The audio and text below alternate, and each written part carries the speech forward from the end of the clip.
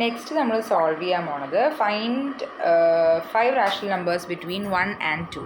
Okay, അപ്പോൾ നമുക്ക് തന്നിരിക്കുന്ന 2 നമ്പേഴ്സ് 1ഉം 2ഉം.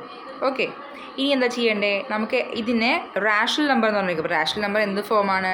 P/Q ഫോമാണ്. ഓക്കെ, അപ്പോൾ 1 എനിക്ക് എഴുതാം 1/1 എഴുതാം. അതുപോലെ തന്നെ 2 എഴുതാം 2/1. ഇപ്പോൾ 100 ആയിരുന്നെങ്കിലോ 100/1, 1000 ആയിരുന്നെങ്കിൽ 1000/1.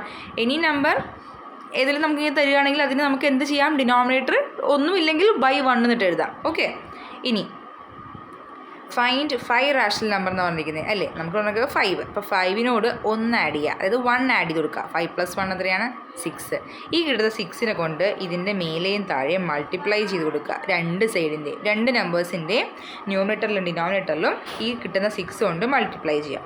1 × 6 6, ബൈ 1 × 6 6, 2 × 6 12, ബൈ 1 × 6 6. ഇനി നമുക്ക് ഇതിൻ്റെ ഇടയ്ക്കുള്ള എഴുതാം. 6/6 കഴിഞ്ഞാൽ അടുത്തത് എന്താ? 7/6, 8/6, 9/6, 10/6, 11/6. എന്നിട്ട് ഈ 2 നമ്പേഴ്സ് ഇപ്പറേ എൻഡിലും അപ്പറേ എൻഡിലും കൊണ്ട് എഴുതി വെക്കുക. 12/6 കിട്ടിയില്ലേ നമുക്ക്? 1 2 3 4 5 റാഷണൽ നമ്പേഴ്സ് നമുക്ക് കിട്ടി. ഏതിൻ്റെ ഇടയ്ക്കുള്ളത്? 6/6ൻ്റെയും 12/6ൻ്റെയും ഇടയ്ക്കുള്ളത്. അതായത് 1ൻ്റെയും 2ൻ്റെയും ഇടയ്ക്കുള്ള 5 റാഷണൽ നമ്പേഴ്സ് കണ്ടുപിടിക്കുന്ന മെത്തേഡ് ഇങ്ങനെയാണ്. ഓക്കെ, ഇനിയിപ്പോൾ 5 റാഷണൽ നമ്പറിന് പകരം 6 റാഷണൽ നമ്പർ ആയിരുന്നെങ്കിലോ? അപ്പോൾ നമ്മൾ എന്ത് ചെയ്യും?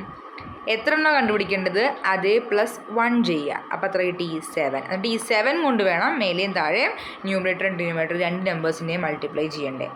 ഓക്കെ, അപ്പോൾ അങ്ങനെയാണ് നമ്മൾ ഇങ്ങനെ ഈ ഒരു ക്വസ്റ്റ്യൻ, ഈ ഒരു മോഡൽ ക്വസ്റ്റ്യൻ സോൾവ് ചെയ്യേണ്ടത്. Okay, so I hope you understood.